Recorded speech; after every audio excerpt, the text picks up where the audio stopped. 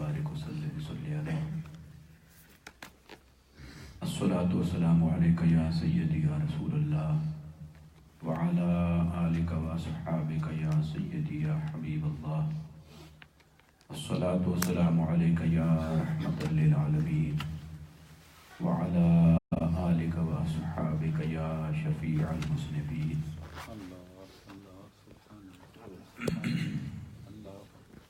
نحمده ونصلي ونسلم على سيدنا ومولانا محمد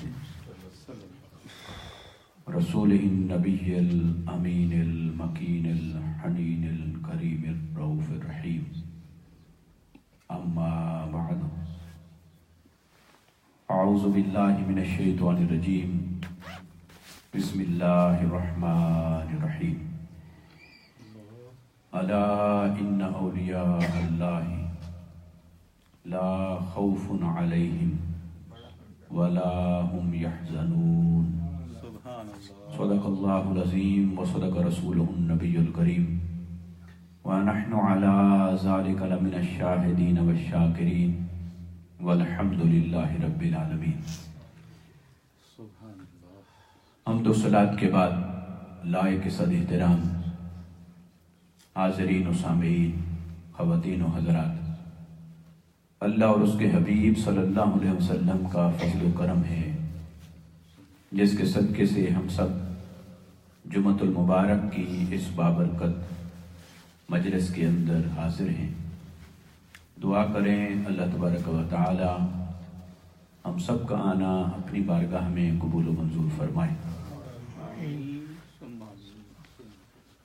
آج سلسلہ وار موضوعات کے مطابق ہماری گفتگو کا عنوان ہے سلسلہ عالیہ سہروردیہ کا تعارف اور اس کی خصوصیات۔ اور آج جو مشہور 4 سلاسل طریقت ہیں امت کے اندر، اس کا بیان ہمارا مکمل ہوگا۔ اور کہنے کو اور بھی بہت کچھ ہے، یقیناً ایک جمعۃ المبارک کی نشست میں اتنے بڑے موضوع کو نہیں سمیٹا جا سکتا، مگر جو تعارف کی حد تک کچھ باتیں حصول برکت کے لیے اور ان بزرگان دین کی توجہات اور روحانی فیوزات کے حصول کے لیے جو میں نے پیش کیے، اللہ تعالیٰ قبول فرمائے۔ جو آیت مبارکہ میں نے آپ کے سامنے تلاوت کی ہے، یہ بہت مشہور و معروف آیت مبارکہ ہے۔ الا ان اولیاء اللہ لا خوف علیہم ولا هم یحزنون۔ اللہ تعالیٰ نے فرمایا خبردار، آگاہ ہو جاؤ، متنبہ ہو جاؤ کہ جو اللہ کے دوست ہیں ان پر نہ کوئی خوف ہوتا ہے، نہ وہ کبھی غم زدہ ہوں گے۔ یہ اللہ رب العزت کی طرف سے اپنے دوستوں کے بارے میں اعلان، یہ بہت بڑی بات ہے کہ اللہ تعالیٰ کسی کو اپنا دوست بنائے، پھر اس دوست کا وہ تعارف کروائے، اور اس کے تعارف میں پھر خود اس کی شان بتائے۔ اس میں کوئی کلمہ پڑھنے والا، قرآن کو ماننے والا کیسے شک کر سکتا ہے؟ سلسلہ عالیہ قادریہ ہو، سلسلہ عالیہ چشتیہ ہو، سلسلہ عالیہ نقشبندیہ ہو یا سلسلہ عالیہ سہروردیہ ہو، یہ چاروں سلاسل طریقت جو امت کے اندر بہت مشہور ہوئے، اور دیگر بھی تمام سلاسل طریقت، سلسلہ اویسیہ ہے، اور عرب دنیا کی طرف سلسلہ رفاعیہ اور شاذلیہ ہے، اور بھی سلاسل ہیں۔ تو یہ تمام سلاسل طریقت در حقیقت یہ اللہ کے اولیاء کی ایک جماعت ہے، یہ سب اللہ کے دوست ہیں۔ اور ان سب نے اپنی زندگی کے اندر یہ محنت کی کہ اس دوست تک کیسے پہنچنا ہے، اور انہوں نے پہنچنے کے لیے کچھ راستے تلاش کیے۔ جو راستے تلاش کیے ان راستوں کو کہتے ہیں مجاہدہ، ریاضت، عبادت۔ وہ ہر ایک نے اپنے مزاج کے مطابق اپنے مولا کو منانے اور اسے پانے کی کوشش کی اور جد و جہد کی۔ پھر وہ اوروں کو بتاتے رہے کہ کوئی اور بھی اس راہ پہ چلنا چاہتا ہے تو یہ راستہ ہے۔ اب وہی راستے ہمارے لیے سلاسل طریقت بن گئے، اور اس پہ محنت کرنے والوں نے کیسے محنت کی، اگر ہم اس پہ غور کریں تو عقل دنگ رہ جاتی ہے۔ کسی نے 40 سال عشاء کے وضو کے ساتھ فجر کی نمازیں پڑھی، ساری رات گزر جائے اور اللہ کی عبادت اور بندگی ہوتی رہے۔ انہوں نے اپنے جسموں کو مشقت دی، محنت کی، عبادت کی، اللہ سے لو لگائی، پھر اس کو نبھایا۔ پھر اس کو نبھانے کے لیے بہت کچھ قربانیاں دینی پڑی، اور وہ قربانیاں دیتے رہے۔ آج وہ اللہ کے دوستوں کی جو جماعت ہے وہ ہمارے لیے لائق احترام کیوں نہ؟ اللہ کے دوستوں کی ایسی جماعت کے جگہ جگہ اور ہر مسجد اور محفل میں تذکرے کیوں نہ؟ اللہ کی دوستوں کی اس جماعت کو لوگ فالو کیوں نہ کریں؟ ان کے نقش راہ پر چلنے کو اپنے لیے اعزاز کیوں نہ سمجھیں؟ اور اس راستے اور طریقت کو اپنے لیے راہ نجات کیوں نہ سمجھیں کہ جب انہوں نے اس راستے پر چل کر پہنچ کر بتا دیا اور دکھا دیا کہ آؤ یہ ہے اللہ کی راہ، اور پانے والے ایسے پا لیتے ہیں۔ اس لیے اولیاء کرام کا ذکر خیر ہمیشہ جاری و ساری ہے اور جاری و ساری رہے گا، اور ان کی زندگی سے بہت کچھ سیکھنے کو ملتا ہے۔ ان کی زندگیوں کے اندر وہ گہری باتیں ملتی ہیں جو قرآن اور حدیث کے پردوں کے اندر چھپی ہوئی ہیں۔ قرآن اور حدیث کے سمندر کے اندر جو چھپے ہوئے موتی ہیں، انہی موتیوں کو نکالا ہے انہوں نے، اور نکال کر ایک عام آدمی کے سامنے رکھا ہے کہ چلو وہاں تک غوطہ زن ہونے کی تمہاری طاقت نہیں ہے تو ہم غوطہ لگاتے ہیں، موتی نکال کر تمہارے سامنے رکھتے ہیں، تو اتنا تو کر لو گے کہ اس کی قدر کرتے رہنا اور اس کو سنبھال کے رکھنا۔ تو اولیاء کرام نے یہ محنت اور مجاہدہ کیا، اور وہ اسرار اور معارف کے موتی نکال کر عام لوگوں کے سامنے رکھے جو خود محنت نہیں کر سکتے تھے، تو ان کو وہ امانت دے دی کہ اب اسے سنبھال کے رکھنا۔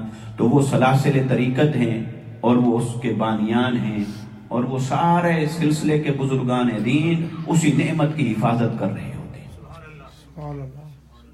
شیخ شہاب الدین عمر بن محمد سہروردی رضی اللہ تعالی عنہ، آپ کا شمار بہت بڑے صوفیاء، عرفاء اور اولیاء میں ہوتا ہے۔ آپ نے اپنے زمانے کے اندر تقریباً 20 ابدال سے ملاقات کی اور ان سے فیض پایا، اور ابدالوں سے فیض پانا اور ان سے ملاقات کرنا، شناسا ہونا، یہ کوئی معمولی بات نہیں ہے۔ وہ تو رفتہ رفتہ پھر اب گرد و غبار ایسا بڑھ گیا مادیت کا، دنیا داری کا، اس گرد و غبار میں ہر کوئی پردے میں چھپتا جا رہا ہے، ورنہ جب یہ گرد و غبار نہیں تھے تو ہر کوئی عیاں ہوتا تھا۔ ابدال کا ابدال ہونا بھی لوگ جانتے تھے، کتب کا کتب ہونا بھی لوگ جانتے تھے۔ جو معرفت کی جس منزل پر ہوتا تھا وہ منزلیں عوام الناس پر عیاں ہوتی تھی، لوگوں پر ان کے مراتب ظاہر ہوتے تھے، وہ ان کے مراتب کو دیکھتے تھے، پھر ان کے نقش قدم پر چلنے کے لیے ان کی ساتھ اپنی نسبت کو قائم کر لیتے تھے۔ لیکن جب رفتہ رفتہ میل کچیل ہو گیا، دنیا داری ہو گئی، ہر کوئی دنیا میں پھنس گیا، نفس کے شکنجے میں پھنس گیا، تو پھر وہ ساری چیزیں پردے میں چلی جاتی رہیں۔ ایسا نہیں ہے کہ نہیں ہوں، آقا علیہ السلام نے فرمایا کہ میری امت میں ہر زمانے کے اندر ابدال کی جو تعداد ہے وہ کبھی کم نہیں ہوگی، ہر زمانے میں رہیں گے۔ جو اقطاب ہیں وہ اقطاب رہیں گے، غوث بھی رہیں گے، اغواث بھی رہیں گے، ان کا عدد، ان کی تعداد کبھی کم نہیں ہوتی. وہ روحانی نظام کے تحت چل رہی ہے اور قیامت تک چلتی رہے گی، اور اسی سے جو دین کا یہ بیڑا ہے یہ اس دنیا کے سمندر میں تیر رہا ہے اور تیرتا جا رہا ہے اور اپنی منزل تک پہنچے گا جا کے. تو شیخ ابو نجیب عمر بن محمد سہروردی رحمت اللہ تعالی علیہ، آپ نے سلسلے کی جو بنیاد رکھی، در حقیقت آپ سے قبل آپ کے چچا جان ابو نجیب سہروردی، انہوں نے اس سلسلے کی بنیاد رکھی اور وہ آپ کے چچا تھے، اور انہوں نے معرفت کے اندر بہت بڑا رتبہ پایا. اور شیخ ابو نجیب سہروردی رحمت اللہ تعالی علیہ وہ حضور سیدنا غوث العظم شیخ عبد القادر جیلانی رضی اللہ تعالی عنہ کے ہم عصر تھے. یہ جو لفظ ہے نا سہرورد، سہروردی کا مطلب ہے سہرورد کے رہنے والے، اور سہرورد ایک علاقہ ہے جو عراق کے اندر ہے. تو سہرورد کے اندر رہتے تھے. تو وہ شیخ ابو نجیب سہروردی رحمت اللہ تعالی علیہ حضور سیدنا غوث العظم رضی اللہ تعالیٰ عنہ کی صحبت میں آیا کرتے تھے، اور ان کی صحبت میں آ کر اکتساب فیض کیا کرتے تھے. اور وہ کیا زمانے تھے کہ جب اللہ والے کسی دوسرے کے پاس چل کے جاتے تھے کہ میں جس راہ کا مسافر ہوں کوئی اور بھی اسی کا عاشق ہے، کوئی اور بھی اسی کا دیوانہ ہے، پھر وہ محبتیں انہیں کھینچ کر قریب لاتی تھی. تو یہ آج کے زمانے میں دیکھیں، جہاں جعلی تصوف ہوگا وہاں حسد ہوگا، جہاں جعلی تصوف ہوگا وہاں حسد ہوگا. پھر ایک کوئی پیر بن جائے اور جبہ کبا پہن لے تو وہ دوسرے سے حسد کرے، میرا بندہ اس کے پاس نہ جائے، اس کا بندہ اس کے پاس نہ جائے. یہ حسد ہے، اور حسد ہمیشہ دنیا داری کی علامت ہے. حسد اس بات کی نشانی ہے کہ وہاں حقیقت نام کی کوئی شے ہے ہی. اولیاء کرام وہ تھے جو ایک دوسرے کا بہت احترام کیا کرتے تھے اور ایک دوسرے سے محبتیں کیا کرتے تھے، اور وہ ایک دوسرے سے ہیلپ لیتے تھے روحانی ترقی کے اندر کہ میں فلاں نقطے پہ رکا ہوا ہوں، آپ میری کچھ مدد کریں، کچھ رہنمائی کریں. میں فلاں نقطے پہ رکا ہوا ہوں، آپ میری کوئی مدد کر دیں. تو وہ ایسے کچھ مدد کہیں سے آتی، کچھ کہیں سے آتی، اور وہ سفر کرنے والے اپنا سفر جاری رکھتے.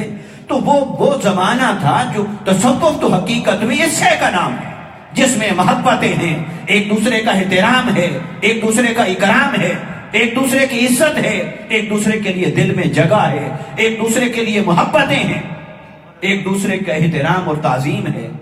تو شیخ ابو نجیب سہروردی رضی اللہ تعالیٰ عنہ، آپ حضور سیدنا غوث العظم رضی اللہ تعالیٰ عنہ کی صحبت میں جایا کرتے تھے اور بیٹھتے. تو پھر آپ ایک دن اپنے اس بھتیجے کو شیخ شہاب الدین عمر بن محمد سہروردی ان کو لے کر گئے، اور یہ اس وقت ینگ تھے اور ان کو علم الکلام کے اندر بہت دلچسپی تھی. یہ بحث کرتے تھے علم الکلام کے اندر، عقیدے کی بات، دلیل کی بات، یہ کیسے ہے، یہ کیسے ہے، یہ کیسے ہے، یہ ایسے ہے اور اس کی دلیل یہ ہے. تو علم الکلام کے اندر اس وقت جو کہ فلسفہ عروج پر تھا، اور فلسفہ اور منطق کا بھی عروج کا وہی زمانہ تھا. تو فلسفہ اور منطق کا زمانہ تھا، عقلی علوم کا زمانہ تھا، اور عقلی علوم اپنے عروج پر تھے. تو ایسے میں شیخ شہاب الدین سہروردی رحمت اللہ تعالی علیہ وہ اس علم کے اندر شغف رکھتے تھے، انٹرسٹ تھا، اور اس میں بہت اعلیٰ دقیق نکتے آپ کو حاصل تھے، اور آپ اس پر بات کرتے تھے، اور ہر وقت ادھر توجہ الجھی رہتی تھی.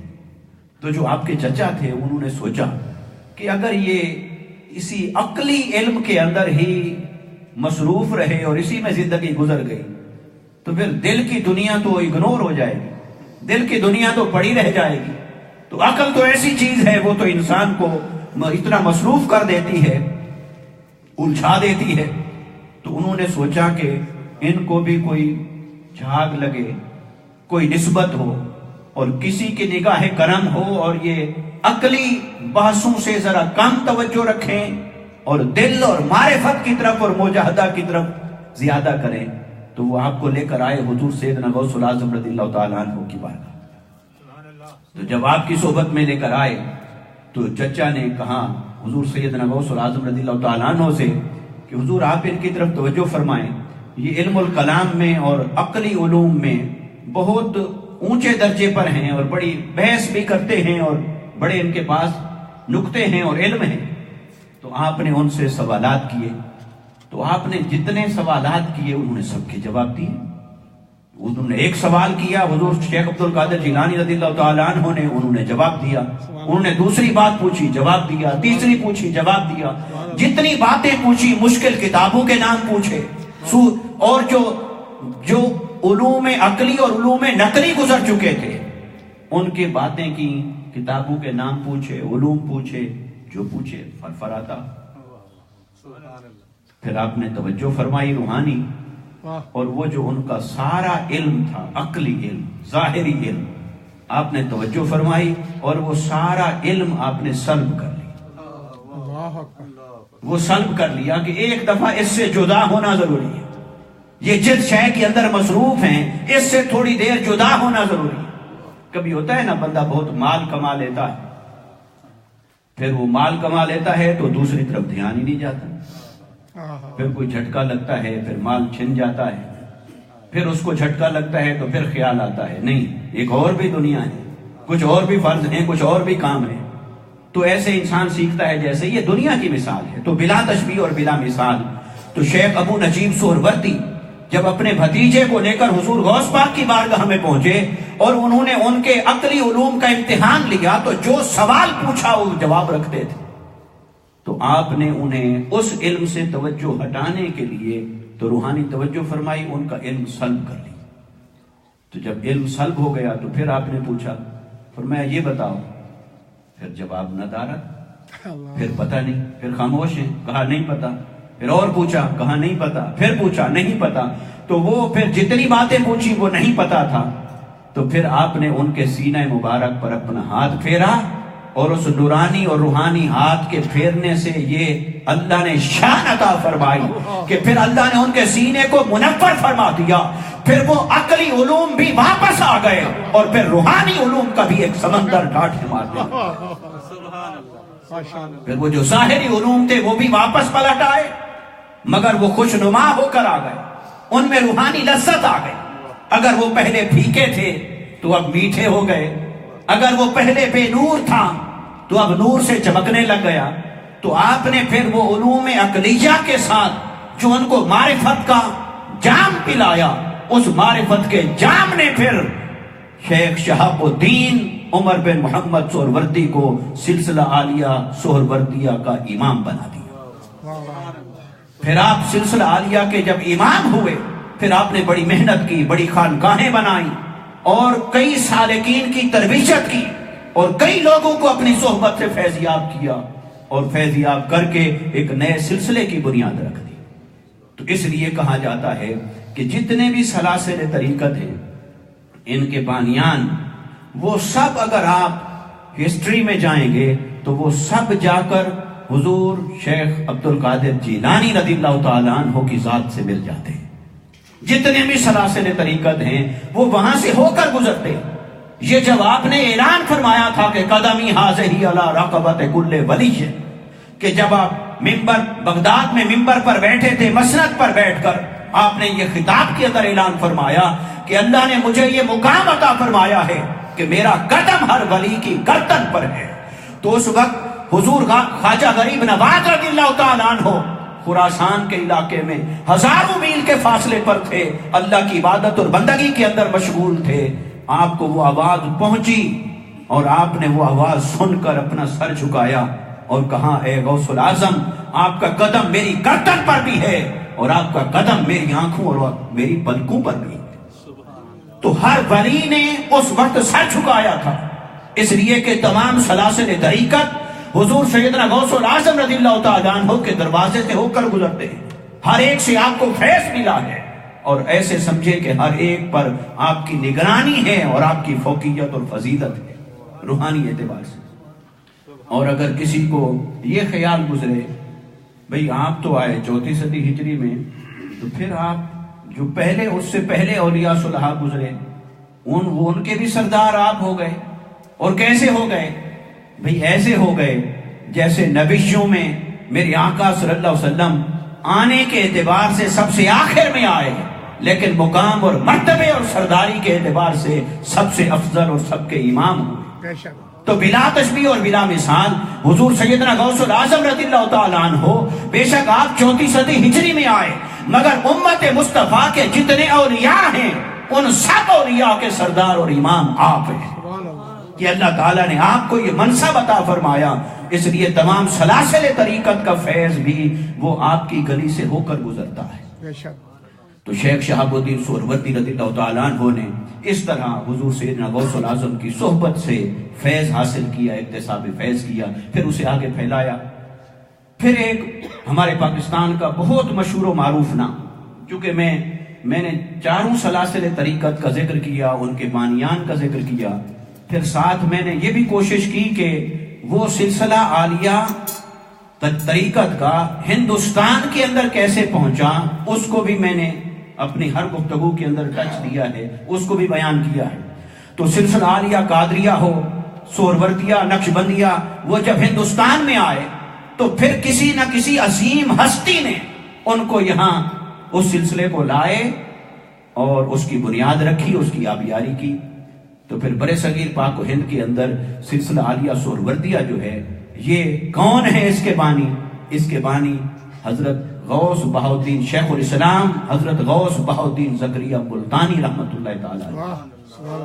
آپ ان کے ہم زمانہ ہیں، آپ ہندوستان سے یہاں سے گئے بغداد اور سہرورد، اور حضور شیخ شہاب الدین سہروردی رحمت اللہ تعالی علیہ سے آپ نے جا کر صحبت اختیار کی، اور اس وقت تک آپ کسی شیخ کامل کی تلاش میں تھے، اور شیخ کامل کی تلاش میں سفر کر رہے تھے، راہ طریقت پر چل رہے تھے، سلوک پر چل رہے تھے، اور کسی شیخ کامل کی تلاش میں چل رہے تھے، اور اندر ایک پیاس تھی، وہ پیاس انہیں بےتاب کر رہی تھی، بے چین کر رہی تھی۔ تو آپ سفر کرتے کرتے بغداد پہنچے۔ تو جب بغداد پہنچے تو آپ کی ملاقات شیخ شہاب الدین سہروردی رحمت اللہ تعالی علیہ سے ہوئی، اور ان سے ملاقات ہوئی، پھر ان کی صحبت میں رہے۔ تو انہوں نے جب آپ کو خرقہ خلافت عطا فرمایا، مسند خلافت عطا فرمائی، اور ظاہری اور باطنی فیوزات عطا کیے، تو پھر آپ کو حکم دیا کہ اے شیخ بہاؤالدین زکریا ملتانی، آپ واپس ہندوستان میں چلے جائیں، اور میں نگاہ ولایت سے دیکھ رہا ہوں کہ آپ کے سینے سے وہ چشمہ پھوٹے گا کہ ہندوستان کے اندر سلسلہ سہرورد کی آپ بنیاد رکھیں۔ تو پھر انہی کے حکم سے آپ واپس آئے، اور ملتان میں آ کر آپ نے اپنا ڈیرا ڈالا، اور پھر یہاں سے سلسلہ عالیہ سہروردیہ برے صغیر کے اندر پھلا پھولا، یہاں سے اس کی آبیاری ہوئی۔ تو تمام سلاسل طریقت کے بانیان اور ان کے جو شاہ سوار ہیں، اگر ان کی زندگیوں پر ہم توجہ کریں گے تو ان کی زندگی کے اندر جو چیز ہمیں نظر آتی ہے، اگر میں اب ان پچھلی باتوں کا اور اب کا خلاصہ کرتا ہوا آؤں کہ ان ساری چیزوں کو اگر ہم سمیٹیں کہ یہ سلاسل طریقت کے نام جدا ہیں، یہ بھی اپنی جگہ، ان کے عنوانات جدا ہیں، یہ بھی اپنی جگہ، ان کے بانیان، ان کے علاقے اور ان کے وطن جدا جدا ہیں، یہ بھی وجہ ہے، مگر دوستو سب کی منزل کی سمت ایک ہے۔ وہ سمت کیا ہے کہ اللہ کی طرف جانا ہے اور اللہ کے حبیب صلی اللہ علیہ وسلم کی طرف جانا ہے، سب کا سلسلہ اسی طرف جاتا ہے۔ اور شیخ شہاب الدین سہروردی رحمت اللہ تعالی علیہ کا جو سلسلہ نسب ہے، نسب کے اعتبار سے وہ حضرت سیدنا صدیق اکبر رضی اللہ تعالی عنہ سے جا ملتا ہے۔ تو تمام نے یہی کوشش کی کہ اللہ کی راہ کو کیسے پانا ہے۔ اگر ان ساری باتوں کا میں خلاصہ کروں، اللہ کو پانا ہے تو اس کا کوئی راستہ مصطفیٰ کے در سے گزرے بغیر نہیں ملتا ہے۔ جس کو بھی جو راستہ ملا وہ در مصطفیٰ سے ملا۔ اس لیے ہر ایک سلسلہ کے اندر آپ کو نظر آئے گا کہ سب سے پہلی بات ہر سلسلے میں یہ ہے کہ آقا علیہ الصلوۃ والسلام کی دی ہوئی تعلیمات پر عمل کرنا ہے۔ آقا علیہ السلام نے جو شریعت مطہرہ عطا فرمائی اس شریعت پر عمل کرنا ہے۔ آقا علیہ السلام نے جو سنت مبارکہ عطا فرمائی اس سنت پر عمل کرنا ہے۔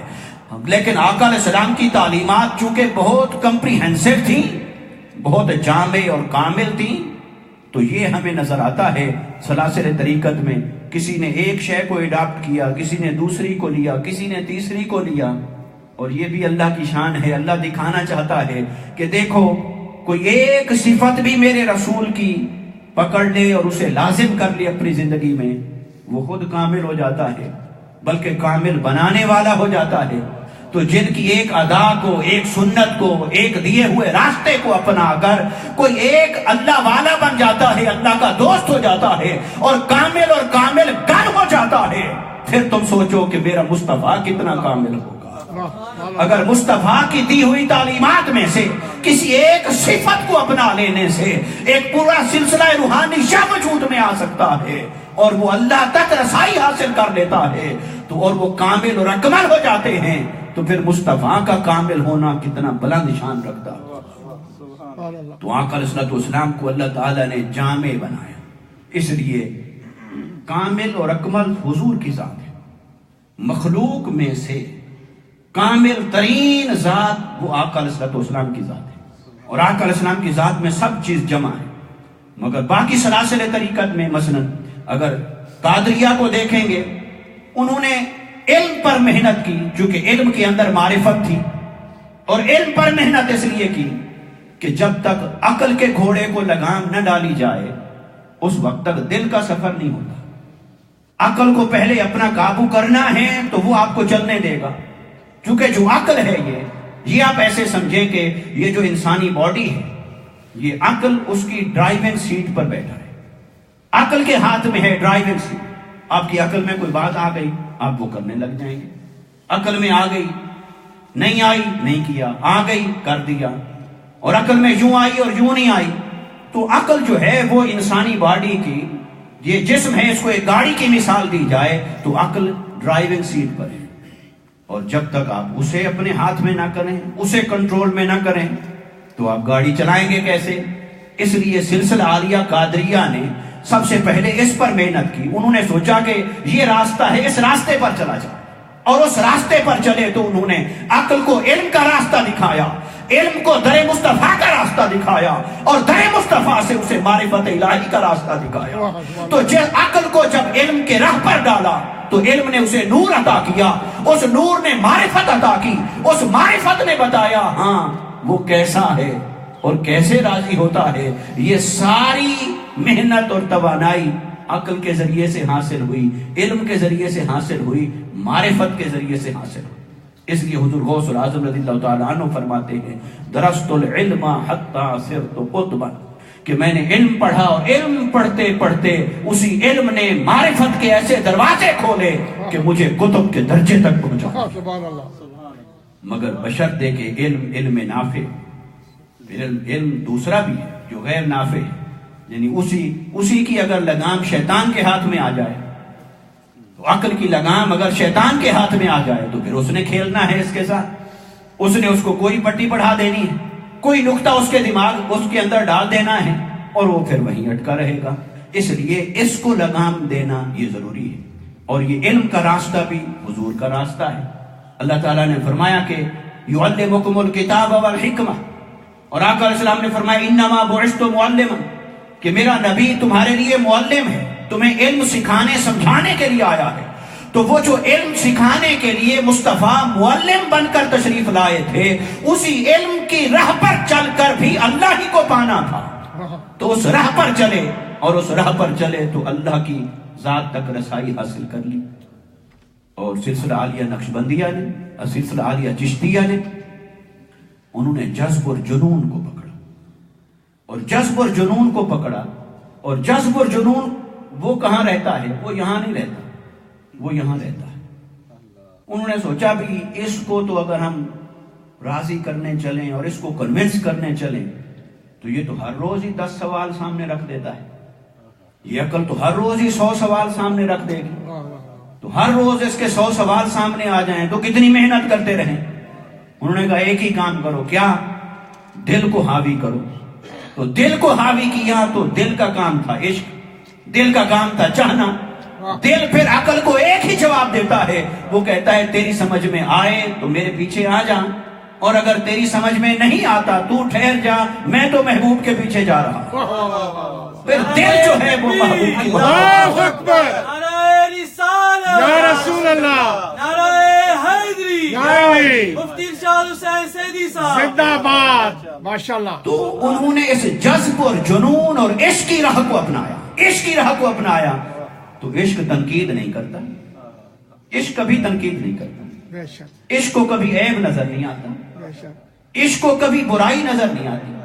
اسے تو بس چاہت ہے اپنے محبوب کی اور اپنے محبوب سے محبت کی۔ سبحان اللہ۔ اس لیے ہندو آئے تو بھی خواجہ غریب نواز کے دسترخوان پہ بیٹھا ہے، صحیح۔ سکھ آئے تو بھی بیٹھا ہے، وہ عبادت یوں کر رہا ہے، وہ یوں کر رہا ہے، کہا کوئی بات نہیں، آ جاؤ۔ کیوں؟ اس لیے کہ غلبہ عقل کا نہیں دل کا تھا، اور جب دل کا تھا تو دل تو جنون کی راہ پر چلتا ہے۔ دل تو کہتا ہے کہ بس محبوب کے چہرے پر نگاہ رکھنی ہے، اس تک پہنچنا ہے، باقی سوال جتنے آئیں اس کو چھوڑتا چلا جاتا۔ اللہ حافظ۔ تو وہ عشق اور جنون ہے۔ یہی وجہ ہے کہ سلسلہ عالیہ چشتیہ کے اندر ایک اور چیز بھی نظر آتی ہے، ہر ایک کو اچھا سمجھو، ہر ایک سے پیار کرو۔ یہیں سے انہوں نے وحدت الوجود کا بھی مسئلہ ان کو ملا، وحدت الشہود کا بھی مسئلہ ملا، کہ ہر کوئی جو ہے کیا ہے، اللہ نے بنایا ہے، تو بس اسے اللہ نے بنایا ہے، اس سے پیار کرو۔ یہ مصطفیٰ کی شکل مبارک پر ہے تو اس سے محبت کرو۔ تو وہ تمام انسانوں کی محبت، انسانیت سے محبت، کوئی ماڑا ہے، اچھا ہے، نیک ہے، بد ہے، گناہگار ہے، خطاکار ہے، ہر ایک کو اپنے دسترخوان کے اوپر بٹھا لیا۔ یہ سلسلہ عالیہ چشتیہ کی مثال ہے۔ اس لیے میں نے ایک جمعہ پہ عرض کیا تھا کہ جو عوام الناس ہیں ان کا زیادہ رخ اس کی طرف ہوا ہے، اس لیے اس کی طرف ہوا ہے کہ یہ جو کامن مین ہے، کامن مین کو یہی چاہیے تھا اور اسے وہ مل گیا۔ تو اسی طرح انہوں نے اس راہ کو اپنایا۔ اور اگر ہم سلسلہ عالیہ نقشبندیہ اور سہروردیہ دونوں کو ملا کر دیکھیں تو انہوں نے اس راہ کو اپنایا کہ آقا علیہ الصلوۃ والسلام کو جو اللہ تعالیٰ نے دنیا میں بھیجا، تو جس طریقے پر آپ نے زندگی گزارنی ہے بس ہم نے اس طریقے پر چلنا ہے۔ جس طریقے پر آقا علیہ السلام نے چل کر اللہ کو راضی کیا ہے، ہم نے وہ طریقہ نہیں چھوڑنا ہے۔ کھانا ہے تو اسی طرح، پینا ہے تو اسی طرح، بیٹھنا ہے تو اسی طرح، لباس اور کپڑے ہیں تو اسی طرح، بس طریقہ ہم نے نہیں چھوڑنا۔ باقی کچھ ملتا ہے نہیں ملتا ہے، طریقے کو ہم نے قائم رکھنا ہے۔ اور یہ تو ایک راز تھا کہ بھی جب طریقے کو آپ قائم رکھیں گے تو پھر وہ کچھ کیوں نہیں ملے گا جس طریقے پر مصطفیٰ نے چلایا ہے۔ تو وہ سب کچھ روحانی درجے اور فضیلت تو ملنی تھی اس سے، مگر انہوں نے پھر اسے اپنایا کہ آقا علیہ السلام کے طریقے، اس لیے سنت کی پیروی، شریعت کی اتباع اور ظاہر شریعت کی پیروی کو انہوں نے لازم کیا۔ تو اگر ہم سب کا خلاصہ نکالیں تو سب آقا علیہ السلام کی ذات سے جڑے ہیں۔ جس نے علم کے طریق کو اپنایا وہ بھی در مصطفیٰ تک پہنچا، جس نے عشق اور محبت کے راستے کو اپنایا وہ بھی تحریز مصطفیٰ پر پہنچا، جس نے آقا علیہ السلام کی شریعت اور سنت اور عمل اور ظاہر کی پیروی کو اپنایا وہ بھی آقا علیہ السلام کی سیرت تک پہنچا۔ جب سارے در مصطفیٰ تک پہنچے تو بس جو بھی در مصطفیٰ تک پہنچا وہی در خدا تک پہنچا، کہ بخدا خدا کا یہی ہے در، نہیں اور کوئی مفر مکر، جو وہاں سے ہو یہیں آ کے ہو، جو یہاں نہیں تو وہاں نہیں۔ اس لیے جتنے صوفیاء کرام گزرے ان میں سے ہر ایک کا اگر آپ گہرائی میں اتر کر جائزہ لیں اس بات کا کہ جو فرض کرے ایک شیخ ہے پھر اس کا کوئی مرید ہو جائے، تو وہ مرید کو جس راستے پر چلاتا ہے اور جو محنت کرواتا ہے، جو ریاضت کرواتا ہے، جو بھی ورد وظائف کروائے، جو کچھ بھی کروائے، جس راستے پر بھی چلاتا ہے، اس کا کام اس وقت تک جاری رہتا ہے جب تک اس مرید کو پکڑ کر حضور تک نہیں پہنچا دیتا۔ بس حضور تک پہنچا دیتا ہے، پھر وہ کہتا ہے مجھے بھی یہیں سے ملا ہے، اب تو بھی اسی در سے نسبت رکھ، پھر یہیں سے ملتا رہے گا، پھر اللہ تعالیٰ کی ذات تک یہی رسائی ہوتی ہے۔ اس لیے دوستان مکرم، تمام سلاسل طریقت کی اولیاء اور صلحاء وہ سب کون ہیں؟ ان سب کا ایک ہی ٹائٹل ہے، وہ ہے اولیاء اللہ، جس کو قرآن نے کہا الا ان اولیاء اللہ لا خوف علیہم ولا ہم یحزنون۔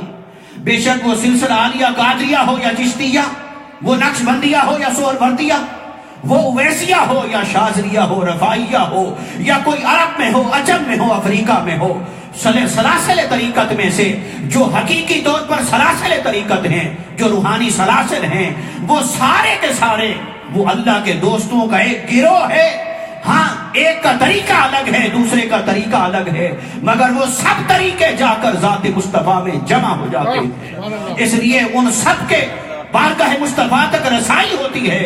یہ اولیاء اللہ کی جماعت ہے، یہ اللہ کے دوستوں کی جماعت ہے۔ اور اللہ کے دوست اس معاشرے میں کیا ہیں؟ جیسے آپ بلڈنگ بناتے ہیں تو اس کے پلرز ہوتے ہیں، اور پلرز نہ ہوں تو بلڈنگ کھڑی نہیں رہ سکتی۔ بس یہ جو ساری دنیا ہے اس کے پلرز ہیں اللہ کے دوست۔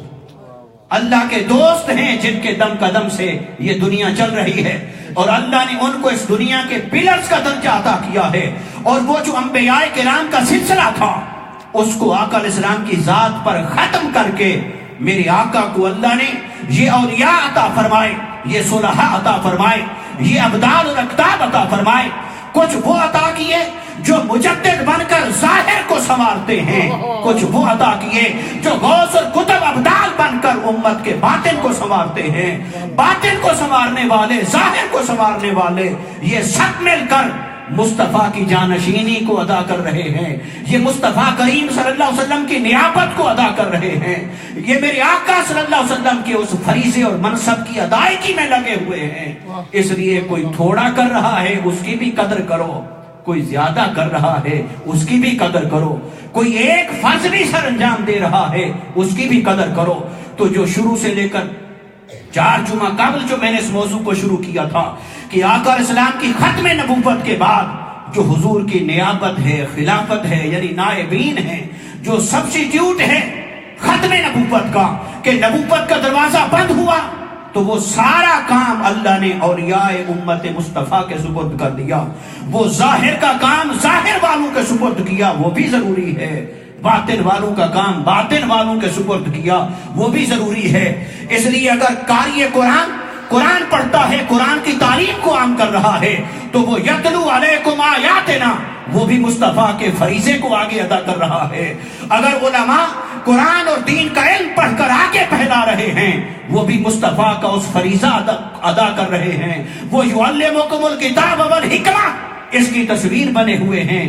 اور جو صوفیاء ہیں وہ یزکیکم کی تصویر بن گئے، انہوں نے آقا علیہ السلام کے اس فریضے کی ادائیگی کو اپنا مقصود بنا لیا۔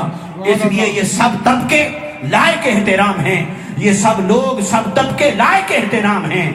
اصل نقل کی پہچان تو ضروری ہے، وہ تو ہر حال میں ضروری ہے، مگر ان کا احترام، ان سے محبت، ان کی نسبت اور ان کی خدمت اور ان سے وابستگی اس لیے ضروری ہے کہ میرے آقا صلی اللہ علیہ وسلم کا جو دین ہے وہ انہی کے توسط سے چل رہا ہے۔ یہ پلرز ہیں اور انہی کے اوپر دین کی عمارت کھڑی ہے، انہی پر امت مصطفیٰ کی عمارت کھڑی ہے۔ خدارا فتووں سے باز آ جائیں، ایک دوسرے سے حسد، دشمنی، بغض اور عناد سے باز آ جائیں۔ یہ کوئی راہ سلوک نہیں، کوئی راہ تصوف نہیں۔ راہ سلوک اور راہ تصوف انسان کا احترام سکھاتا ہے، دوسروں کے ادب اور تکریم کو سکھاتا ہے، دوسروں سے محبت سکھاتا ہے۔ اس راستے کو اپنائیے، یہ امت کا حقیقی راستہ ہے۔ اللہ تبارک و تعالی ہمارے حال پر لطف و کرم فرمائے۔ وما علینا الا البلاغ المبین۔ نعرہ تکبیر، اللہ اکبر، نعرہ رسالت، یا رسول اللہ، نعرہ حیدری، یا علی۔